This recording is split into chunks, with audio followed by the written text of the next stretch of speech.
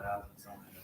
It's an ounce of gold was $20. An ounce of silver was $1. So here's what it looks like now, which is even crazier, I think. There is your one of these. That's a $20 bill. Do they say they're 90 years old? Holy crap. Okay, so look, you get one of these. That's US $20 bill, only 90 years ago. Either a $20 Liberty or that's a $10 bill. So that would be a half an ounce of gold. And that is a $5 bill, a quarter ounce of gold. And you see what gold prices are today, right now. 4,300. So if you wanted to buy a $20 bill from 90 years ago, you're going to pay $4,200 or $4,300. That's how much our money has been devalued, and that's what I'm talking about, inflation. Inflation is increasing the money supply. So they print money. Remember when the pandemic happened, everybody got a stimmy check. Everybody's talking about stimmy checks. It was cool and fun in 2020, and it really sucks in 2025 because everything went up in price. They print all this money, inflation of the money supply, like printing machine. It was cool 5 years ago, and now it's not. For $10, you have to pay $2,100 now. That's like a 99% devaluation. I want you all to know about inflation because we deal with it as social workers with housing, cost of living, food prices, poverty, and mental health. So there's a $5 bill. It would cost you $1,000 right now. You would need literally, what is that? 200 $5 bills to buy that? Or is it? Yeah, $25 bills is 100, so 200 would be 1,000. That was $5 in 1933, and the government asked for your money back or asked for your gold and gave you paper instead. Like, yeah, we got you, man. We're the government and we're here to help. Well, a lot of times they're not. I never seen $2.50, so I guess that was a $2 bill and a $1 bill. So that would be 1/20th of an ounce of gold. Those are little guys. So also U.S. silver dollars. I don't know where they would have those. Let's look here. It's crazy. That was our money. Oh, people wear them as necklaces now. So they punch a little hole in it. Like, what's up, Flavor Flav? There we go. There's silver dollars. So if you wanted to buy, these are 1968 coins. They were only about half silver. And if you wanted to get, let me see here. Does it say a silver dollar? Or 90%. There it is. So if you wanted to buy a silver dollar, they sell that separately. But there's, the dimes right now. So if you want to buy a dime, it costs you $8.50 here if it was fancy. Or a roll of quarters. You ever do your laundry with a roll of quarters? Mm-hmm. I remember these were $110 5 years ago. And now they're $394. So there's something going on with our money supply.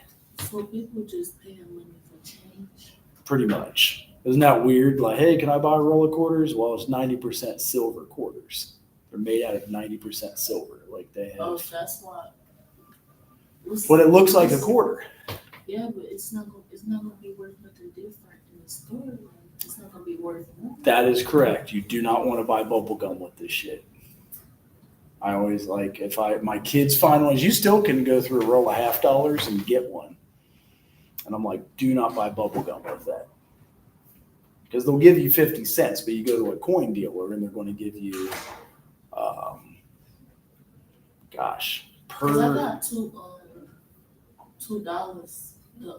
the coins. The old ones. I had it for a long time.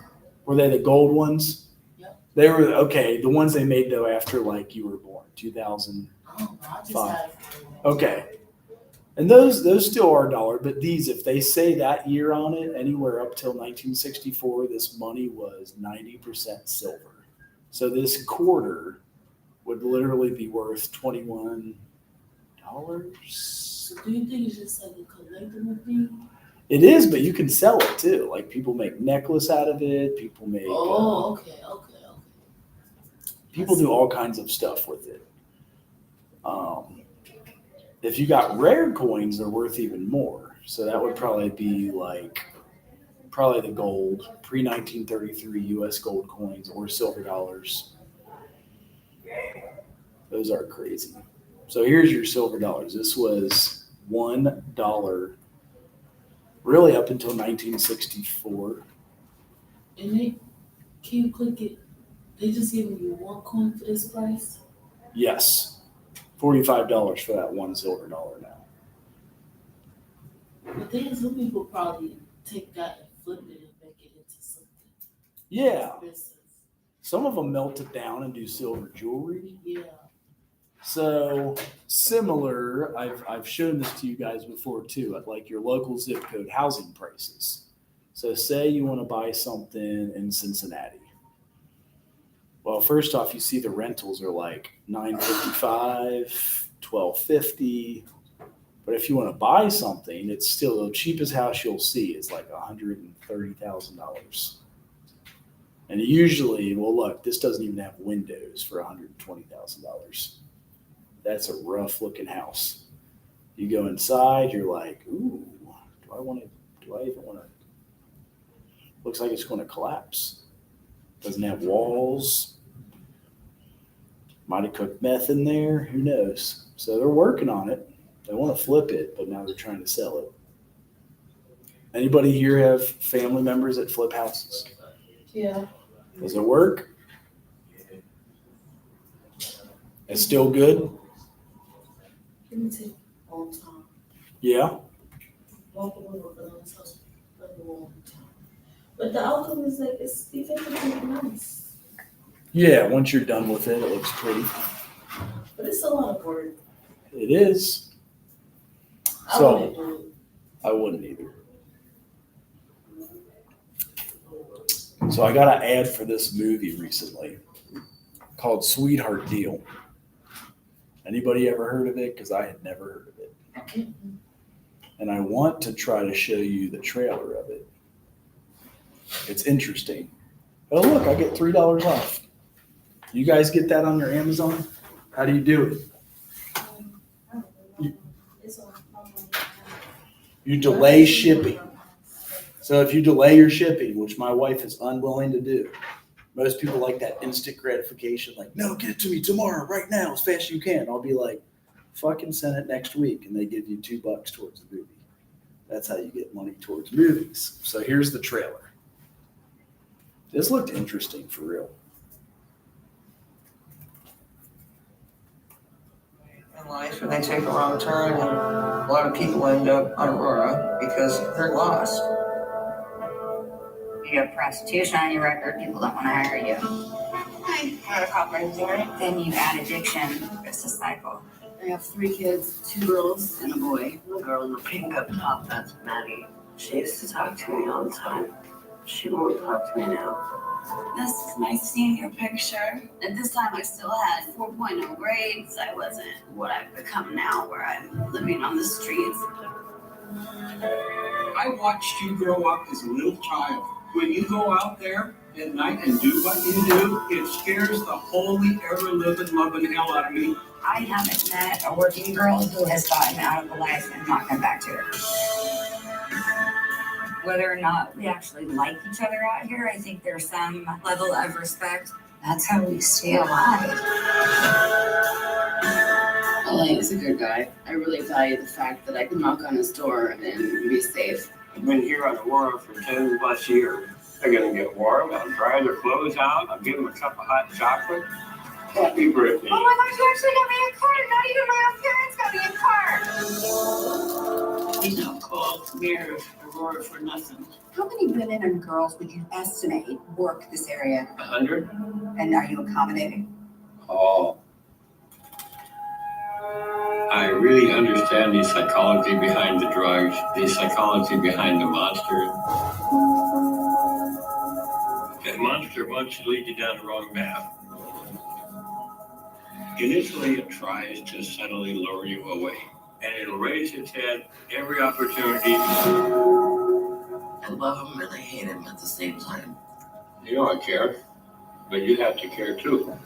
Gonna warn everybody about me, huh? How I mistreated you and fed you and fattened you up. The healthier you get, the unfriendlier you get.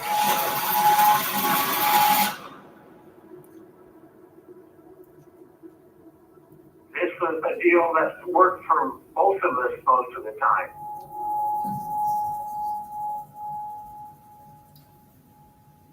Is that a documentary or an actor? It is a real documentary. So it looks crazy. I thought it was interesting to see it pop up. It is an hour and 39, so it is longer than the class. I don't know if AI is smart enough to pick it up on there, just like 30 Days of Heroin in Cincinnati and some of the other ones like The Line. But learning about drugs and alcohol, Kentucky got $400 million for social workers to treat drug and alcohol problems in Kentucky, and then Ohio got $500 million to treat drug and alcohol. One way you can do that, if any of you have completed 60 hours yet at school here, you're an official junior, you can get in Ohio what's called your CDCA, and it stands for the Chemical Dependency Counselor Assistantship. So if any of you want the study guide or the answer key, I'll happily send it to you. Just send me an email and I'll share the link. But the Chemical Dependency Counselor Assistantship is a way to get, because of the money infused for drug and alcohol since the heroin epidemic, there's a lot of paid internships. Are any of you juniors officially? 60 hours? 60? I got like 80. So you do that, and then if you have this complete, here's what it looks like. It's like this company that does the CDCA. Oh crap! I gotta open it with a different piece. So file, open with. I think it's preview. So.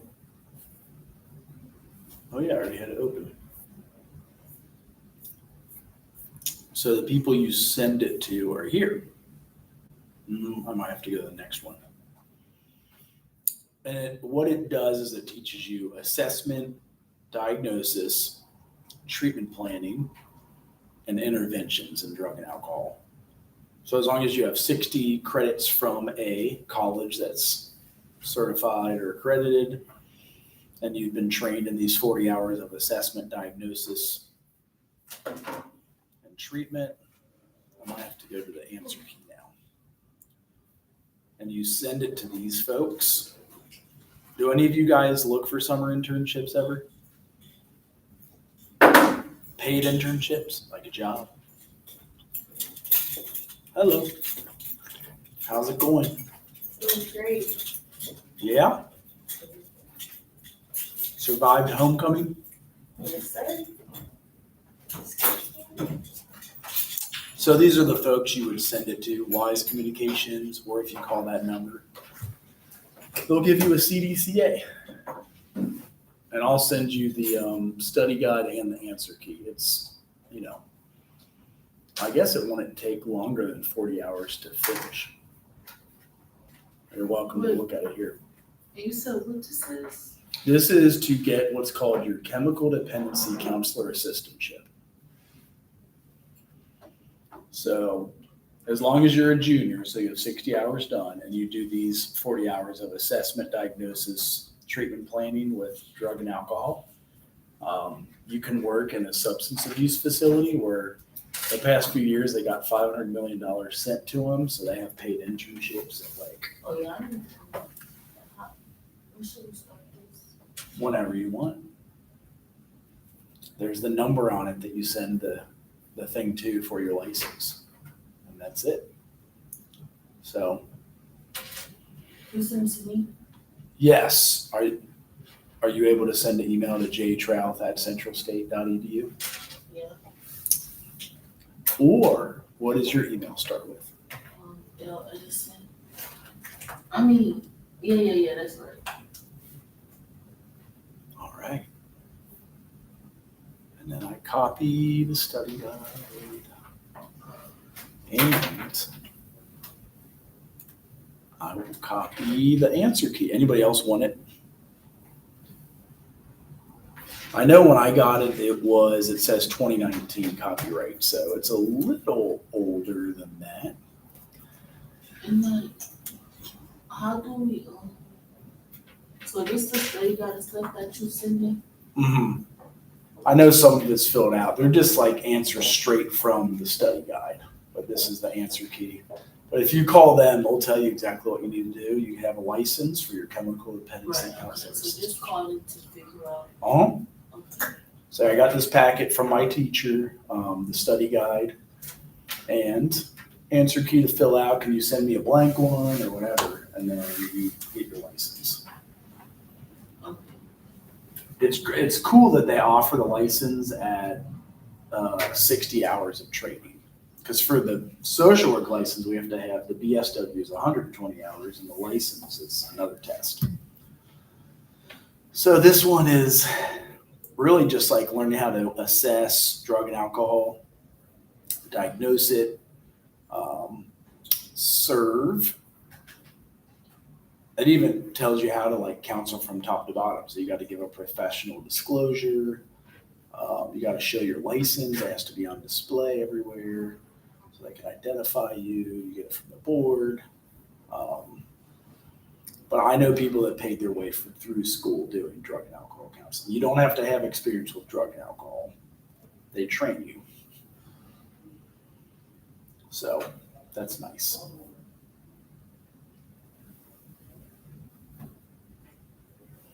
It's weird that you can copy like handwriting too, isn't it? I always wonder how you did that. So that's all I've got. Yeah, CDCA is how a lot of people have paid their way through. We are actually now in chapter 6. I feel shocked. Oh yeah, so whoever does your presentation first, there's always an incentive of like extra score to do it if you want to do it Tuesday. Or if a few of you want to do it, that's fine. Just to get the ball rolling. We're already, gosh, by next week, will it be the 20th? 17, 18, 19, 20, like the 21st, isn't it? So yeah, if you choose to present on, you guys know what you want to present on yet? What's your favorite mental health disorder? Trauma. Poverty. Anyone that you see here in the DSM-5 will work. DSM, if it helps to get through it for ideas. Here's your DSM-5.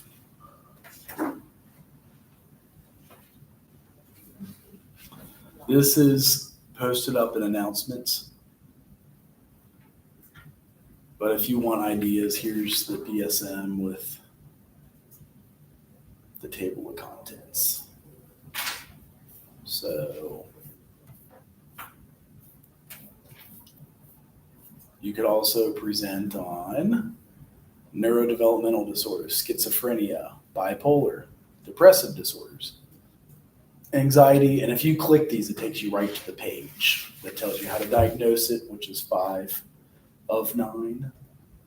Symptoms, trauma is a big one. It was only for veterans since 2011. They let kids be diagnosed PTSD. Elimination disorders. What do you think those are? I think it's about urinating and defecating, but I could be way off. I really do.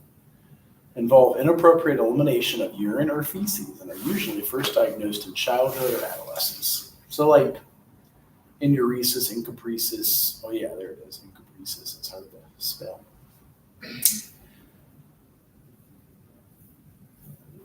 Postpartum depression, that's about after you have a baby. There's a lot of folks that go into what's called postpartum depression.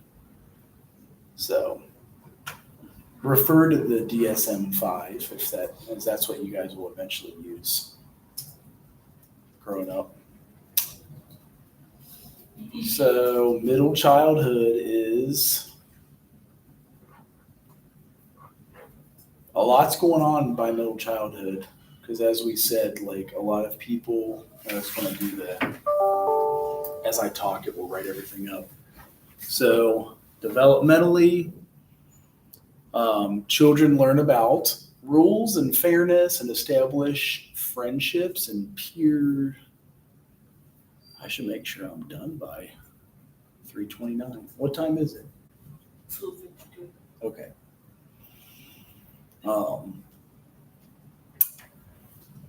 It's the theory you're going from is Dr. Eric Erickson. So Eric Erickson has the theory, developmental theory, and you've got industry versus inferiority. So as a kid, when you're feeling industrious, you're taking care of stuff, you're getting things done, you're doing good at it.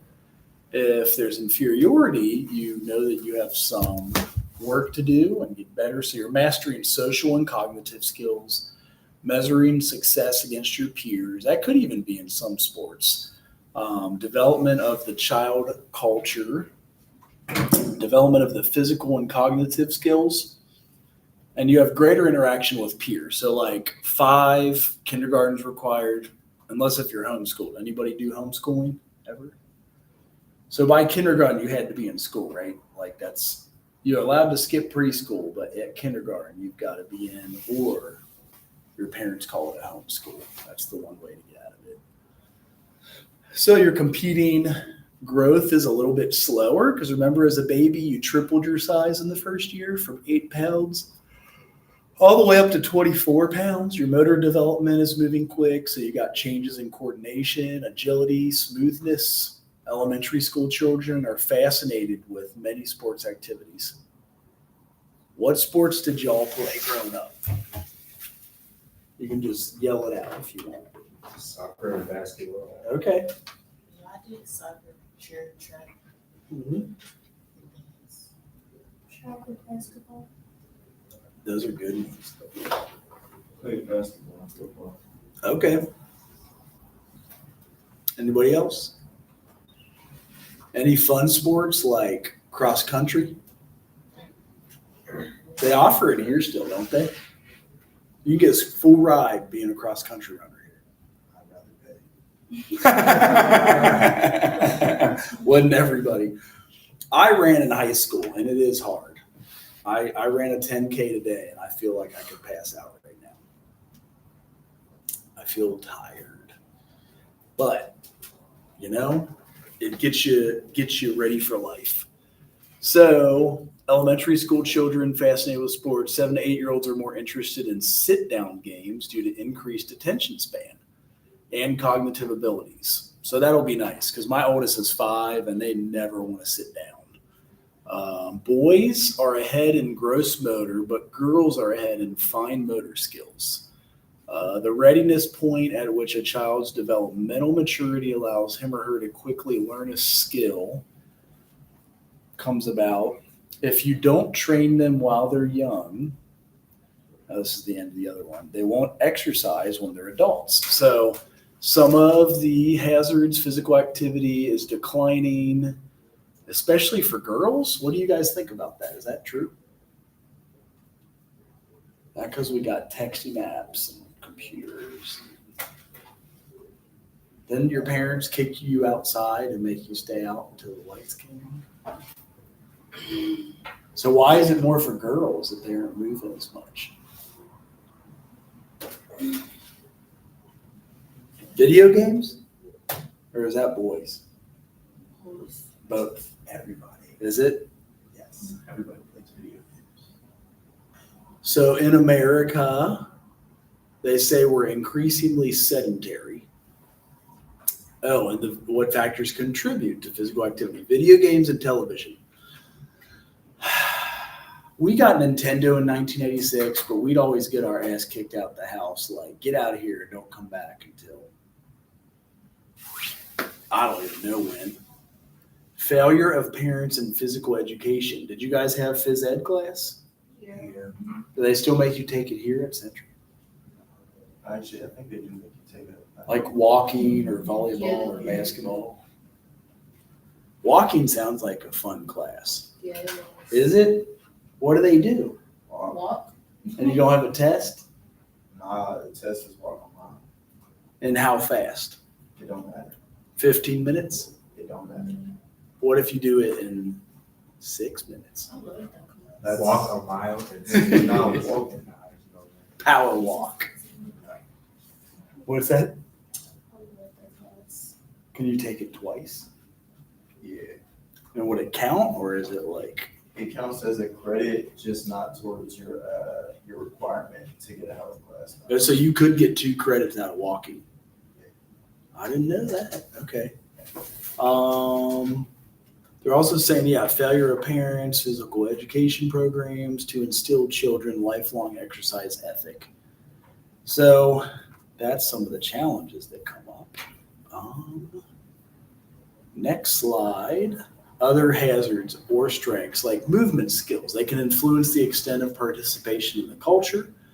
Movement competence, it contributes to positive emotional development. Poverty and nutrition. So if you're not getting enough food, that can hurt you. Did you guys ever see the power packs growing up in school? Like in Ohio, we would give food out for the weekend. So like if there was a request for snacks over the weekend, they were there. And if not enough nutrition, you could get creatinism. That's a chronic disease characterized by physical deformity and dwarfism caused by a lack of iodine in the drinking water. So they try to put iodine in salt and in drinking water so you don't get it. Rickets is a permanent damage in the bones resulting in like a flat chest, deformed pelvis, or a crooked back. And it also could be like vitamin D deficiency.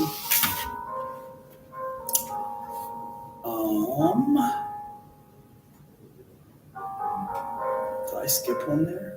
I hope not. Okay, so some of the other ones, cognitive development. Dr. Piaget was the theorist here. You're in the concrete operational stage. So when we showed the videos of the kids that could look at the 3 mountain problem and know what I was looking at and know what you was looking at, like both sides. That's the age you hit that 6, 7, 8 years old. They call age 7 the age of reason for that reason. The age of reason is at about 7. That's why. Any of you get First Communion anywhere? Do they do First Communion still? Yeah. So that's why they wait till 7 to do First Communion, because you're considered at the age of reason at 7. So you can know that you're like what you're taking, that like your blessings with God when you do First Communion. Mental actions that are reversible, limited to real objects. And you can pass the conversation task, like number, mass, length, and area. That's where they had one of these and you pour it into like a very thin vase, even though it's the same liquid. They say, which one has more liquid? At 7, you can be like, dude, are you playing with me? They both have the same amount of liquid. So little kids are like, well, that thin glass that's real tall, that has more liquid because it's taller, but it has the same amount. And age 7, you can start figuring that out. The recognition that properties of a substance do not change when its appearance is altered in some way. 7 or 8, and a 5-year-old can't figure that out. You're also able to coordinate information using though processes. That looks like a typo. Governed by rules of logic. So you're able to coordinate information using tough processes governed by rules of logic. Again, the age of reason. So at 7, you're able to think it through, reason, and maybe that's why grade 1 could be at age 7. So does that mean grade 8 is, how old is everybody when they graduate grade school? Are you like Elementary school.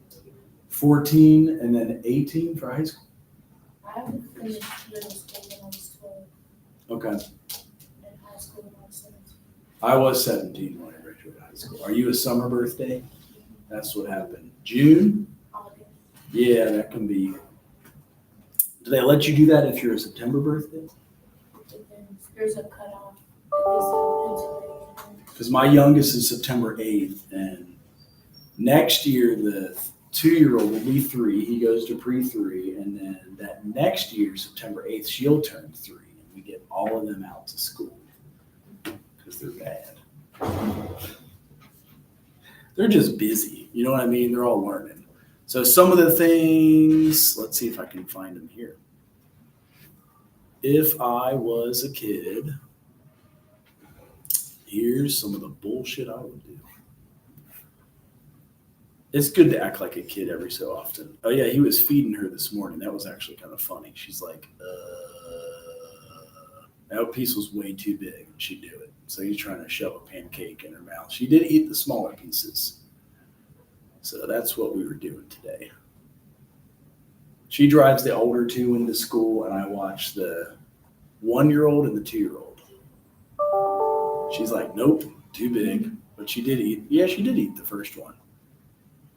And he was being kind of bad. So that's, that's the age that we pass some of these on. They did also pick their last pumpkin. That was fun.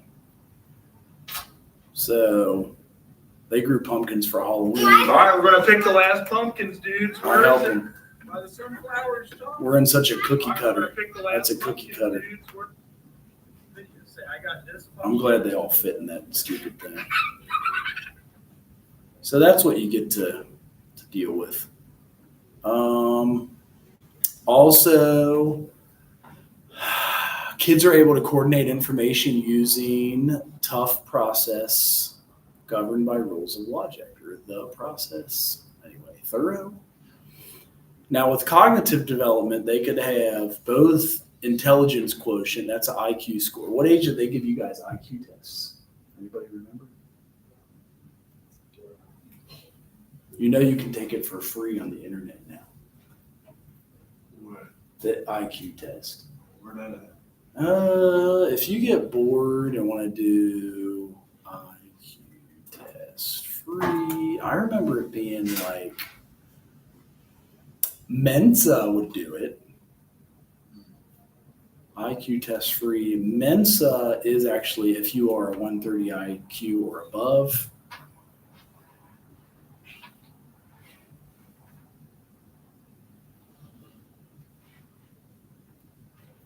So Mensa International.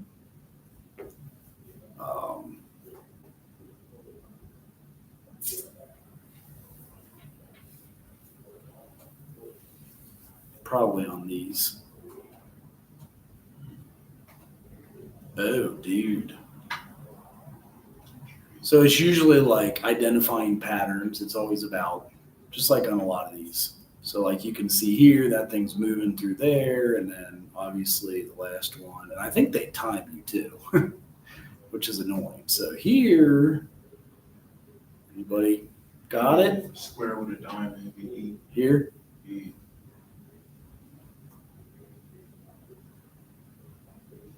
It'd be an empty triangle. Yeah. Yeah, I'm not doing it anymore. You quit? I'm guessing it's F, but.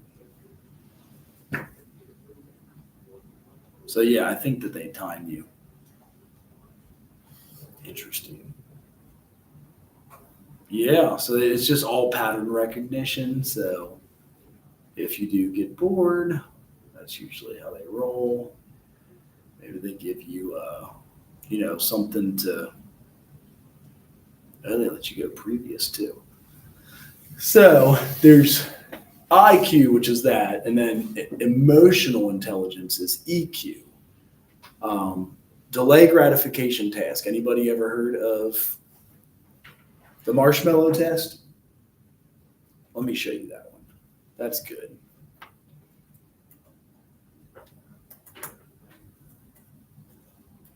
And they supposedly did longitudinal studies with this, where like the kids that were able to do it 20 years later did very good in high school or college. Here it is. Here's a quick one for you.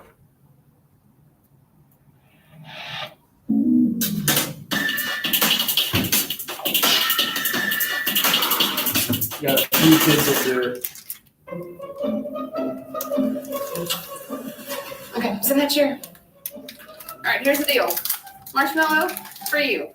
You can either wait, and I'll give you another one if you wait, or you can eat it now. When I come back, I'll give you another one, so they know how to. But stay in here and stay in the chair till I come back, okay? All right.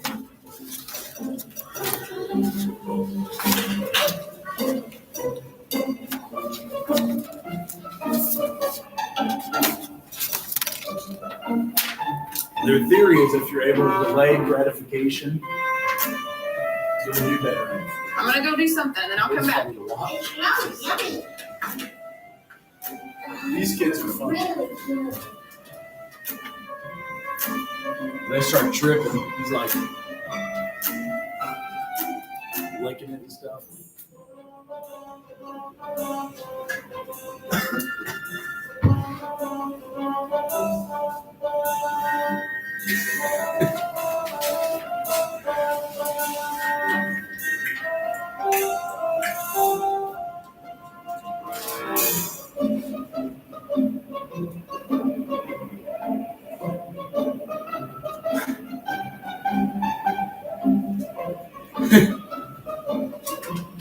Alright, so it's up to you. You can have it now or you can wait.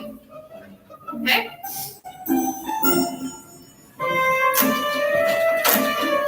I'll be back. Stay in the chair, okay? Okay. I think she's the funniest.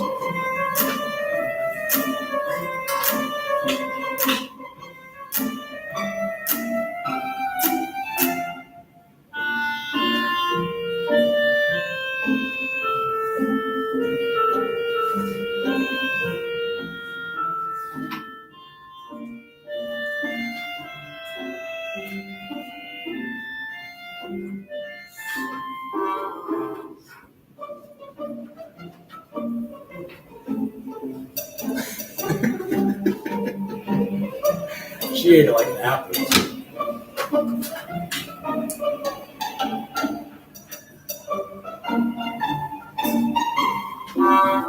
Alright, so I'm gonna leave and then I'll come back, okay? So you can either eat it right now or you can wait. Either way, okay? Okay.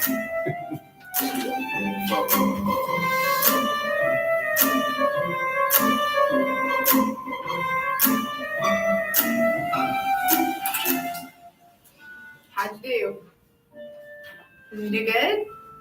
You did? You wanted to eat it, didn't you? Yeah. So did I tell you to give you another one?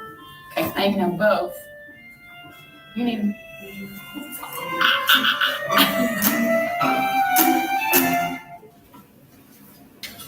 She even throws away her plate. So there's a few of these all over the internet. I forget who came up with the test. There's a bunch, as you can see. They are saying the delayed gratification. They're better at perceiving others' emotions and regulating their own emotions. That was what the research kind of came up with, i.e. people skills. Like you're able to have some people skills out of that, or you're more confident and less likely to drop out of school and or better adjusted. So another social emotional learning strategies that improves academic achievement and increases pro-social behaviors such as kindness, sharing, and empathy. You've got all of these. Self-awareness and self-management. And it's kind of set up with the systems theory. So like family and community partnerships, and you've got your school climate and policies, classroom and curriculum, social awareness, relationship skills. And then after learning all those and coming down individually, you can be responsible and at decision making. Communication wise, so at this age, you do metalinguistic awareness, ability to go beyond the information. Also, uninformative messages, so younger children don't clarify ambiguous messages. There's a piece on bilingual education, so like if you learn 2 languages, and I'll stop halfway through, so just 2 more slides so I can give you guys time to do presentations.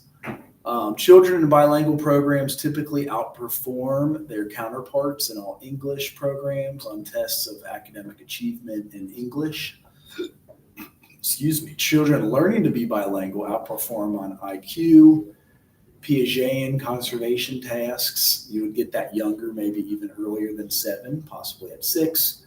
Language use and metalinguistic awareness. And they have selective attention where you can like focus in on one thing. So metalinguistic is the ability to go beyond the information. Say most people need A plus B plus C equals D. And if you're quicker at it, you can go from A to B all the way to D real quick. Like you're able to put it all together and make an assessment. So last 2 slides until questions. So attitudes and emotions and regulation. So emotional regulation is a big deal, to be able to recognize the emotion and have expressiveness, like to say I'm feeling anxious or I'm feeling overwhelmed. And then understanding emotion in others is like a whole nother level. Like you can see somebody's pissed off, you leave them alone. You don't mess with them more. Social role taking, you can infer others' thoughts, feelings, and intentions, but still can't assume the other's viewpoint. So sometimes exposure to role taking opportunities involve an exchange of different perspectives helps their development, like teaching them that way.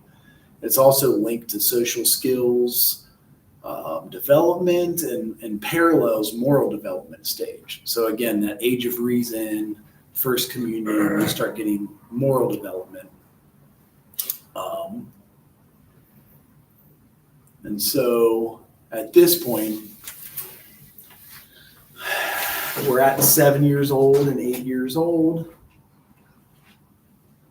And you're learning how to deal with others, how to play with others, how to interact, how to have social interactions. You do gain an interpersonal awareness, how the child conceives his or her interpersonal relationships, particularly a friendship and peer group relationships. You have friendship stages, and those coincide with cognitive development. Early childhood, that's after kindergarten, like your first physical playmate. So like a lot of times you don't meet kids until you go to either preschool, kindergarten, or even the first grade. Middle childhood, you got more cooperation, like playing back and forth. Example, if I do something for you, you'll do something for me. So you're learning even negotiations. And then by adolescence, you're at interdependence, like intimate sharing and like talking about things. So getting up and above on the age. So any questions? I know we're crushing through it. I got a social work program trying to recruit me to leave you guys, but I probably don't really want to leave. I just want to get them to throw me more money because I can't get a raise at Central for the life of me and pay for my family. So Do what's best for you. yeah, I know that's the hard part. And that's always good when you guys do your internship, say next year or the year following. You'll want to do that. Like there might be different elements of each internship. One could be a paid internship. One could be like UPP with Karen, gives you $5,000 or $10,000 when you graduate.